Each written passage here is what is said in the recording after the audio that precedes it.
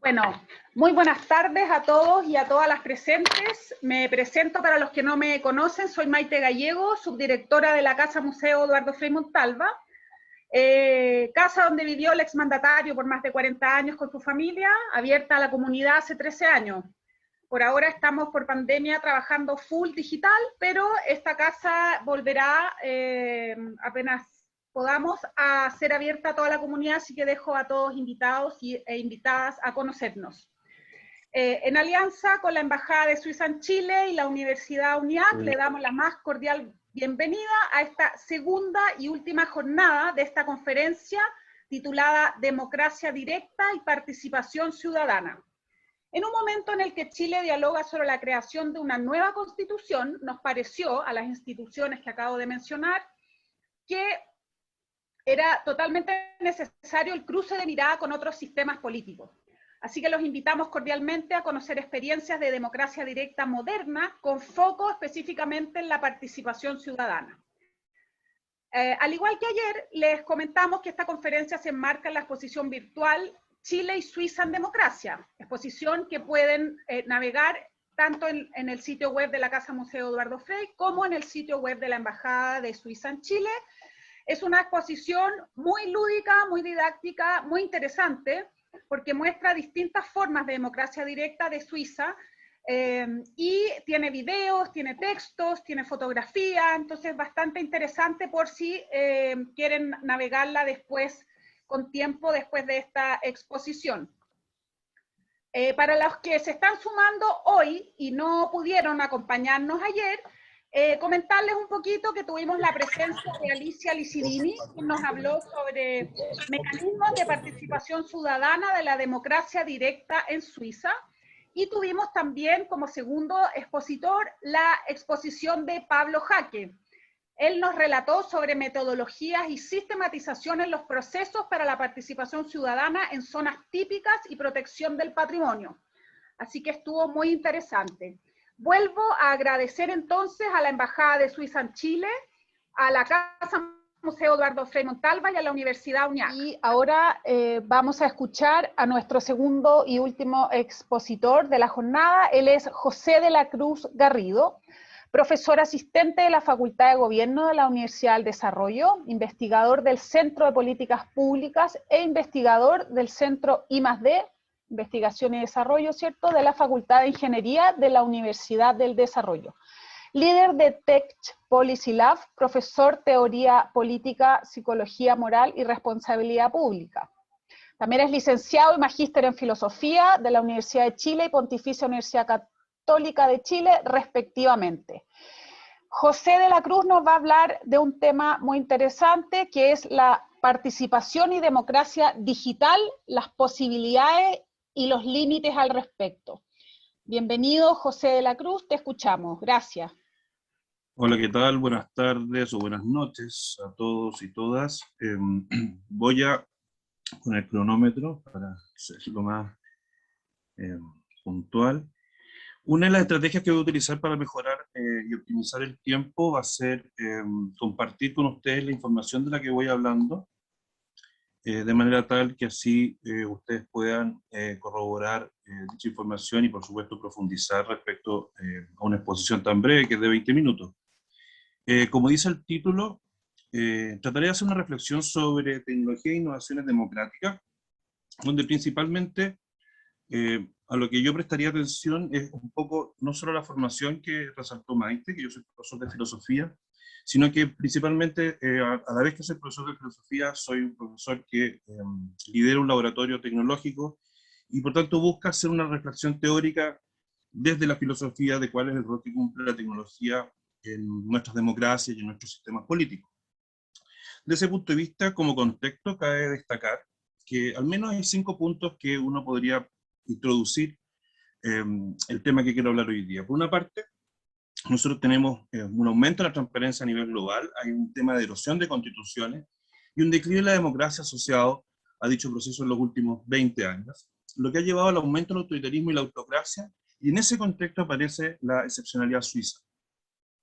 Por ejemplo, aquí les muestro, ¿no es cierto?, en un gráfico que no está muy actualizado, pero que profundiza mucho más en lo que les vengo diciendo, Si uno mira las políticas de transparencia activa y las iniciativas de transparencia en los últimos años, estos se han expandido de manera global, de manera formidable. En Chile, por ejemplo, si uno mira, por ejemplo, la experiencia de Contraloría, en los últimos 20 años lo que ha hecho Contraloría es notable. Si bien Chile no está dentro de los primeros lugares a nivel latinoamericano, a nivel global lo que ustedes ven acá en oscuro es dicho aumento. Sin embargo, a pesar de que ha habido un aumento en la transparencia, al mismo tiempo a nivel global ha habido una erosión de la confianza en las instituciones.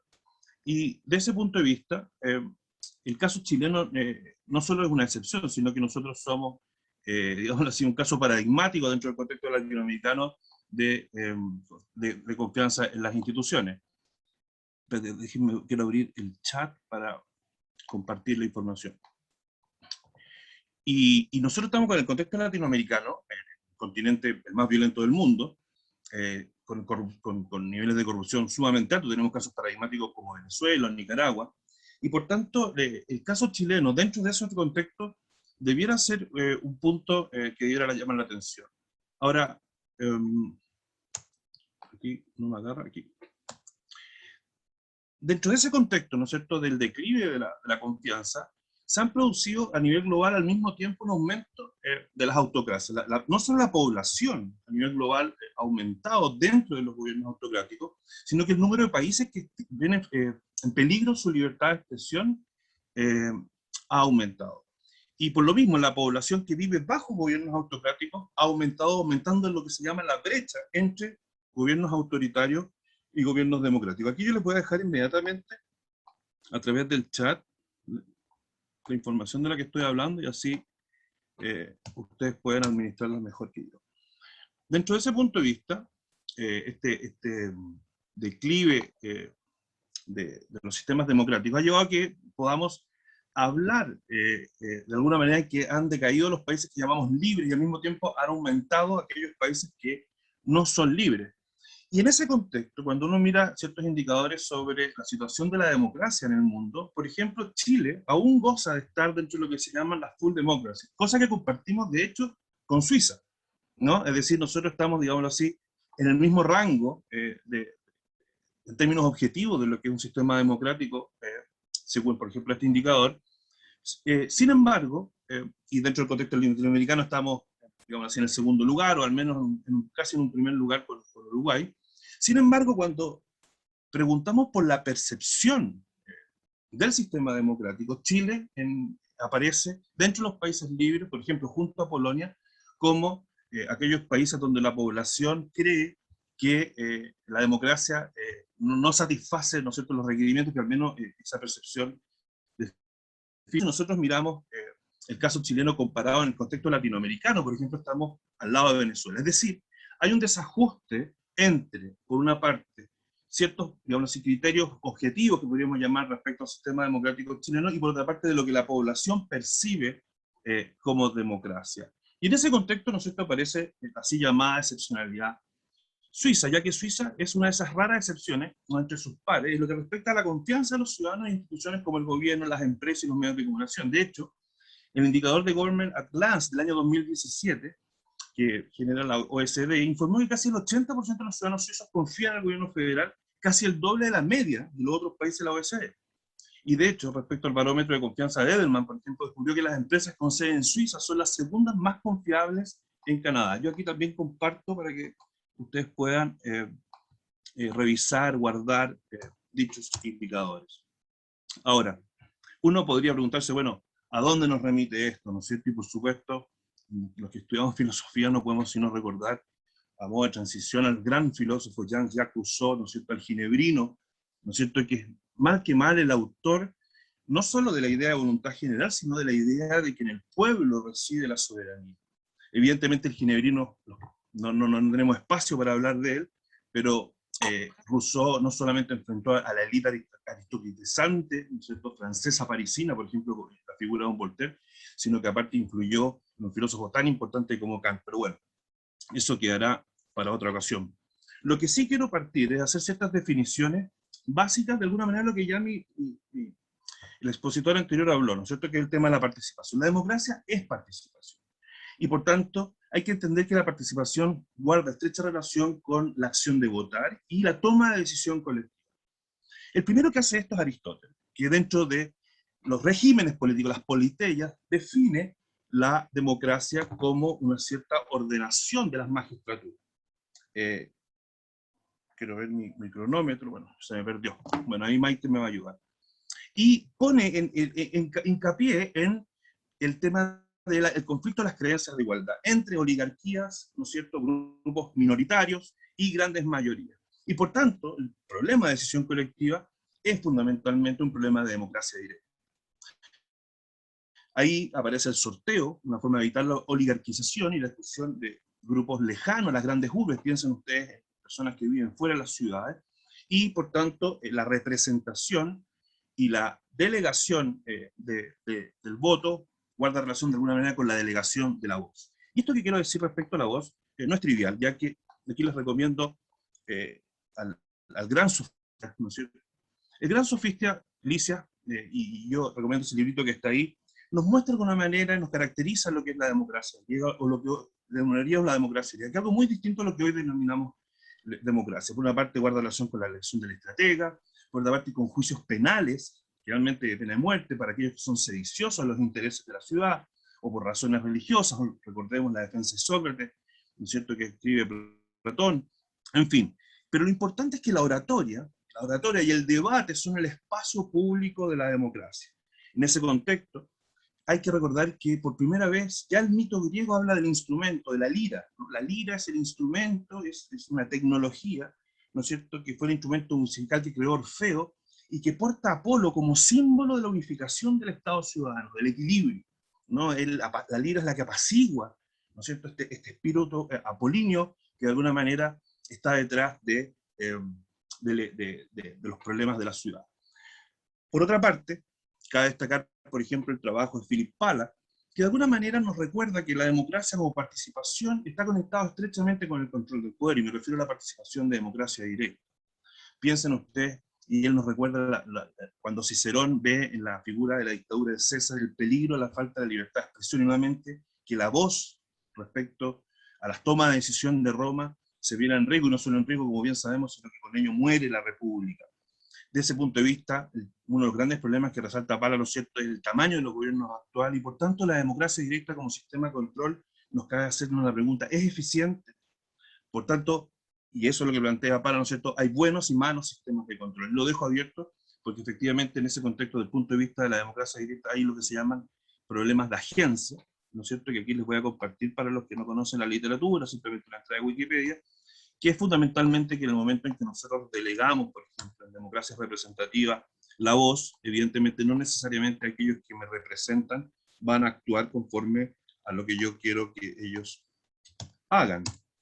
Piensen ustedes hoy día lo que está pasando con los retiros de la AFP. Por lo menos mis representantes no están haciendo lo que yo habría hecho. Por tanto, cuando queremos reflexionar sobre la democracia como tecnología, y a eso es lo que yo quería llegar, ¿no es cierto?, quiero recuperar, ¿no es cierto?, un filósofo que conoció, ¿no es cierto?, al ginebrino ruso, ¿no?, que estuvo cerca de él, sobre todo a través de David Hume, que es Adam Smith. Y con esto quiero hacer una reflexión teórica y quiero introducirme de alguna manera en la reflexión teórica sobre los artefactos. Y en los artefactos, y así lo sostiene Adam Smith, y la democracia no es una excepción, hay una percepción de utilidad. Y por tanto la percepción de utilidad nos hace sentir que los sistemas políticos y la democracia son de alguna manera objetos que son sujetos de alguna manera de obediencia respecto a esa percepción de utilidad.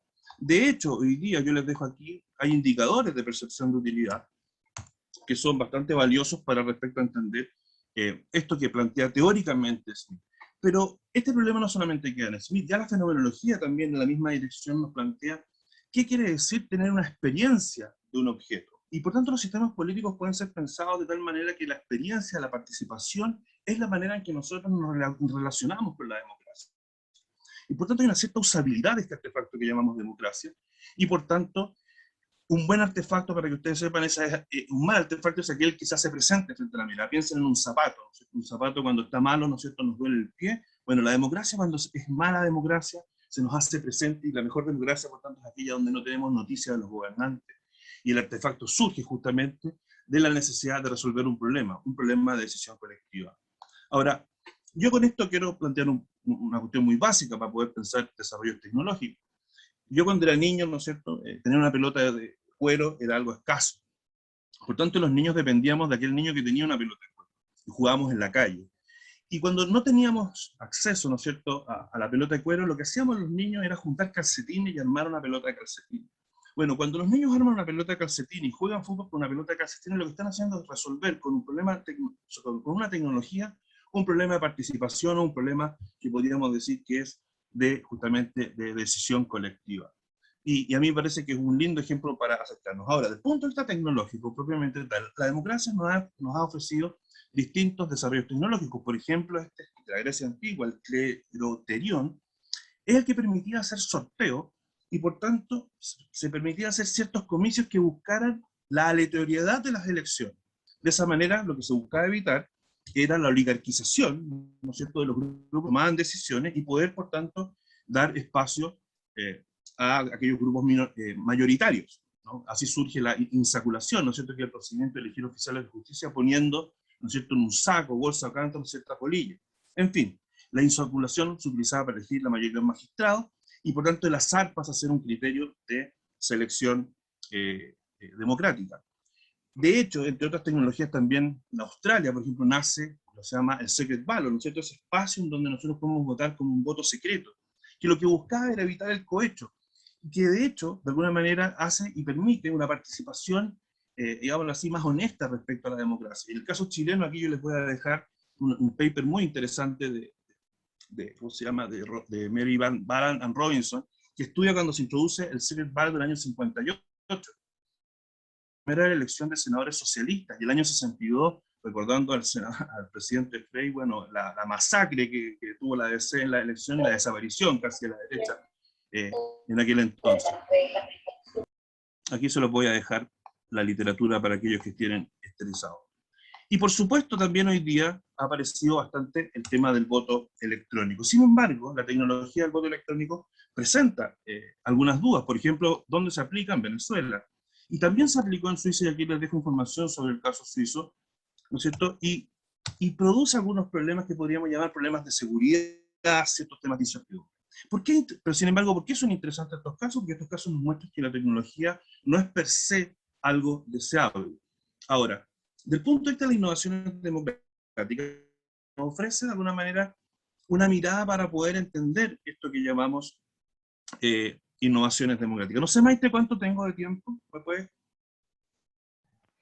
Quedan 2 minutos y te permitimos Perfecto. 4, considerando ambos expositores se pasaron un poquito. Dale, 4 minutos, vamos. Vamos. Entonces, desde ese punto de vista, la perspectiva de Granja fundamentalmente trata de hacer ver de que dentro de las innovaciones democráticas hay 3 grandes líneas: el presupuesto participativo, la asamblea ciudadana de formación electoral y la elección directa, cuyo objetivo es incrementar y aumentar la participación de los procesos de decisión política. Ahora, ¿por qué es una innovación? Porque es una desviación de la arquitectura institucional tradicional. Ahora, haciendo algunas reflexiones finales.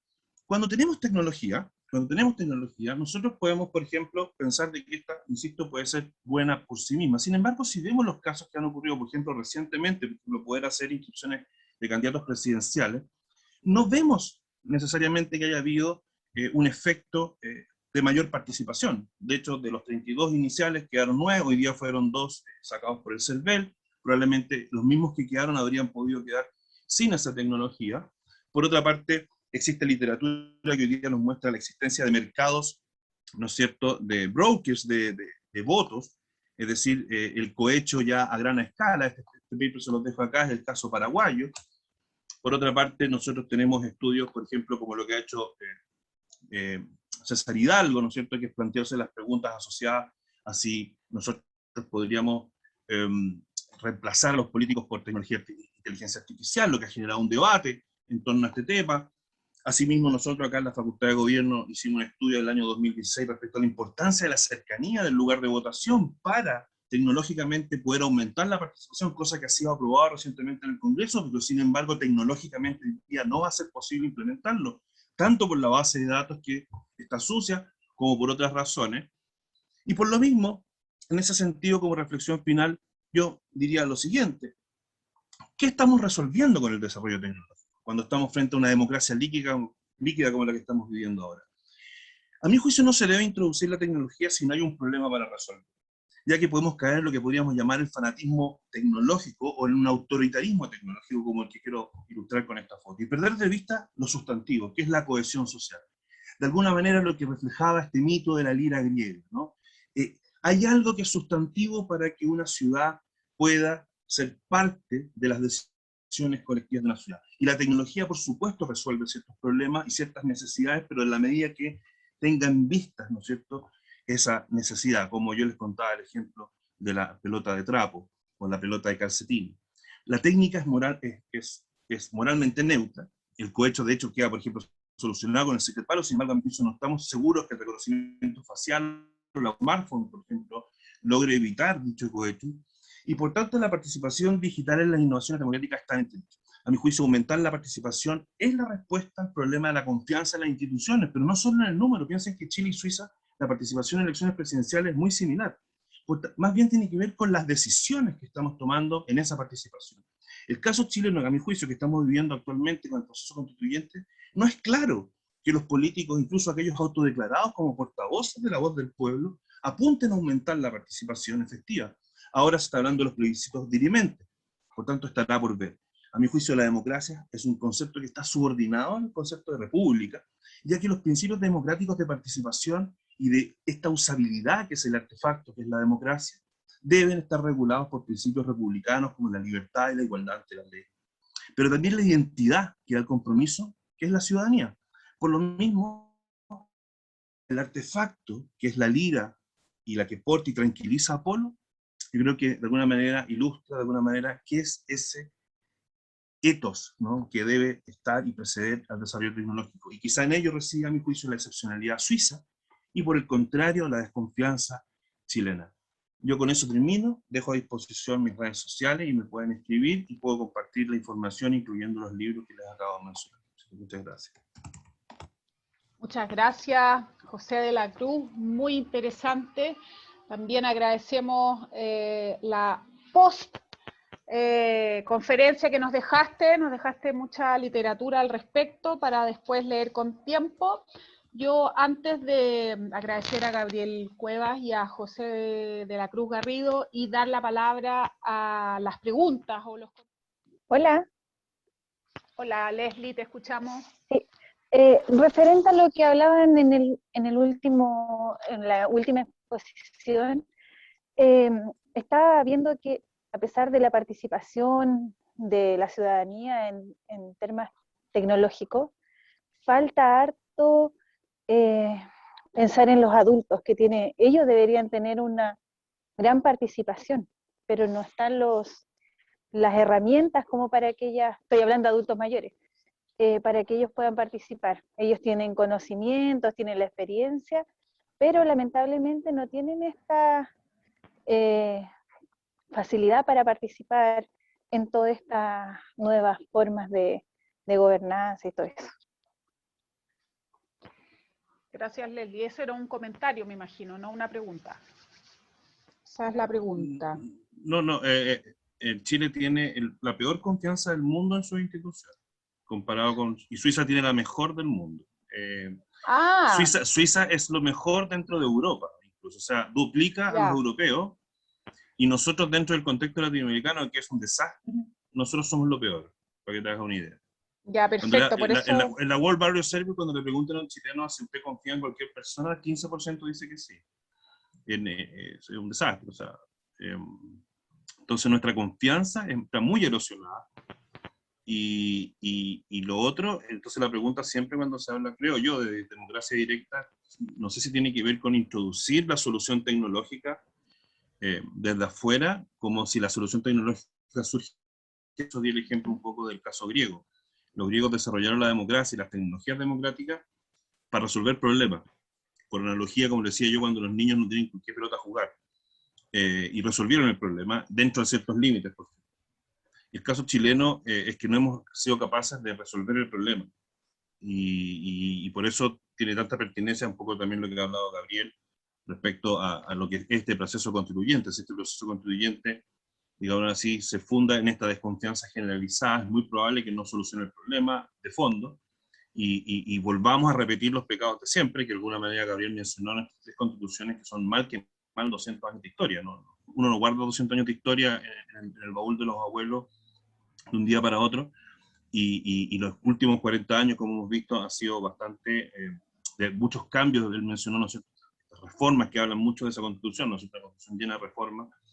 Entonces, yo diría que justamente el gran problema de instalar democracia directa en Chile guarda relación con si estamos habituados. Ahora, lo que sí yo diría es que efectivamente la democracia directa y la verdadera, la de toma de decisiones colectivas, no solamente, esto no es solamente una cuestión de que me pregunten pasivamente si yo quiero algo o no, también poder poner leyes arriba de la mesa, poder yo, un grupo de personas, ¿no es cierto?, dirimir a veces contra el sentido común, como en Suiza, ¿no es cierto?, que están en contra de subir los sueldos mínimos, de que poner restricciones al ingreso de migrantes.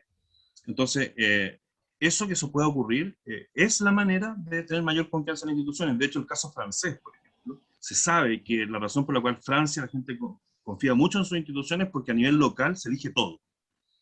O sea, y eso es clave. Nosotros no elegimos nada, y yo creo que parte de alguna manera del estallido, uno lo puede explicar de alguna manera por referencia a ese distanciamiento que tiene la ciudadanía promedio, los hombres a pie, respecto a la toma de decisiones de las élites. Gracias, José. Vuelvo a recalcar entonces esto de que la participación está relacionada con el control de poder. Se abre la palabra nuevamente. Gracias, José.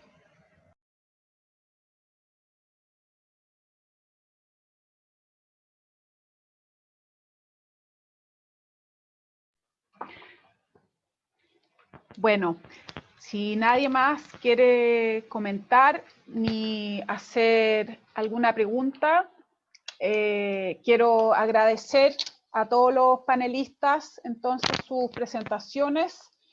Quiero agradecer a todas las personas que se conectaron hoy día. Quiero agradecer a Alicia Licidini, a Pablo Jaque, a Gabriel Cuevas, a José de la Cruz Garrido. Queremos agradecer también a la Universidad UNIAC, que en su calidad de como entidad académica, lo incorporamos a participar con nosotros, así que muchas gracias a todos los que colaboraron, también a la Embajada de Suiza en Chile, y bueno, esperamos volver a encontrarnos en otra oportunidad, y esperamos que entre todos podamos ir construyendo un Chile mejor. Para los arrepentidos, dejamos unos minutos a ver si alguien quiere decir algo más y cerramos. Hay una pregunta de José, de Ignacio para José, que está ahí por si acaso en el chat. Sí, me preguntan si creo que desde mi experiencia en psicología, bueno, mi experiencia en verdad es de psicología moral, por tanto lo que se llama psicología social más que, no se confunda con psicología clínica. Pero yo tengo yo personalmente respecto a esa pregunta, yo soy optimista. Yo creo que la única manera, igual que como la educación cívica, la mejor manera de hacer educación cívica es que la gente vote, ¿no? Es como jugar a la pelota. La mejor manera de aprender a jugar a la pelota es jugando a la pelota. No viendo la pelota, no viendo fútbol por televisión, y menos la liga inglesa, porque nunca jugaremos como los ingleses y menos como Cristiano Ronaldo. Y yo creo que en este caso este tipo de ejercicios son bastante terapéuticos. Yo también participé del llamado de Bachelet en su momento, y yo lo encontré súper interesante porque la gente, bueno, yo tengo una formación evidentemente académicamente más profunda y uno tiene más control sobre ciertos conceptos, pero yo iba como observador y me pareció que fue bien interesante las dinámicas que se producían. Y yo creo que, por ejemplo, ahora se está produciendo una dinámica social que era necesaria. Evidentemente esto produce mucha reticencia, ¿no es cierto?, porque somos un país poco democrático, y produce alarma, sobre todo en los grupos más conservadores, tanto de derecha como de izquierda, y de alguna manera estamos viviendo, creo, la etapa, digámoslo así, negacionista, ¿no es cierto?, la etapa más bien neurótica, donde la gente se va a gritar, donde la gente se va a escupir y se van a empujar, pero tengo la sensación que los seres humanos y los chilenos en general somos bastante moderados y vamos a tender a converger a un equilibrio y a un óptimo. No sé si será el mejor, pero, y en ese sentido, respondiendo a tu pregunta, yo creo que debiera, no sé si producir mejoras en confianza, ¿sí?, porque eso es mucho, Pero yo tiendo a pensar que al menos desde el punto de vista político debiera tender uno a ver un país, por lo menos, que se haya sincerado ciertas posiciones. Ahora, esa es mi opinión, quizás no ocurra eso, y quizás el resultado sea un desastre, pero yo tiendo a pensar de que los seres humanos cuando hablan mejoran, y por eso mencionaba el mito de la lira, ¿no? El mito de la lira apacigua la rabia de Apolo, y el instrumento la democracia es un instrumento importante para apaciguar los ánimos. Bueno, y también quiero agradecer la invitación a la Casa Museo Eduardo Frei, a la Universidad UNIAC y a la Embajada Suiza. Siempre es una linda instancia poder compartir. Así que muchas gracias. Gracias a ustedes, los expositores, que sin ustedes esta conferencia no tiene ninguna gracia. Así que agradecemos a ustedes, los volvemos a invitar a consultar, a navegar esta exposición de democracia directa aquí en el sitio web de la Casa Museo Eduardo Frei Montalva, que esperamos abrirla prontamente para que nos puedan visitar. Y también en la Embajada de Suiza, para que puedan, con toda la información que nos dejó José en el chat, que a todo esto yo tengo una pregunta técnica. ¿Cómo hacemos para que cuando todos nos desconectemos de acá no desaparezca toda esta riqueza que nos entregó José de la Cruz? ¿Cómo se hace esto? Sí, yo por eso al final de la presentación les dejaba, bueno, no solo las redes sociales para que vean mis disparates en Instagram, no, pero porque me pueden escribir. Los que estén interesados en que yo les mande el material, lo tengo editado en un guión, llamémoslo así. Y entiendo que lo que yo sé, cuando ustedes hagan el récord del video de Zoom, este va a generar un documento text con el chat. Ah, perfecto. Y yo creo que también ahí ustedes pueden editar ese texto y están los links. Creo que incluí todo lo que tenía preparado para ustedes, pero si no, insisto, jgarrido@udd, para efectos de comunicación, y bueno, y los libros. Tengo algunos libros de esos digitales, pero no le cuentan a nadie. Perfecto. Bueno, creo que ha sido una excelente jornada. Chile y Suiza en democracia. Así se llama la exposición que podemos visitar, y en ella vamos a descubrir cómo y cuántas veces por año se vota en Suiza, de qué forma se modifica la constitución en este país, cuán autónomos son los territorios y qué es lo que genera la confianza de los ciudadanos en las instituciones públicas. Muchas gracias a todos, a todas, gracias a los expositores, a los colaboradores. Que tengan todos unas muy buenas noches. Muchas gracias. Gracias. Muchas gracias, Aisy. Chao, gracias a ustedes. Gracias. Chao. Chao. Gracias.